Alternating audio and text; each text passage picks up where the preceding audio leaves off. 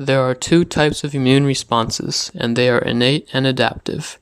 For an innate response, the pathogen is introduced inside the body, and various immune cells, including macrophages, are the first to release cytokines, which trigger other immune cells like mast cells, basophils, and eosinophils to also release cytokines to increase the blood flow in the area.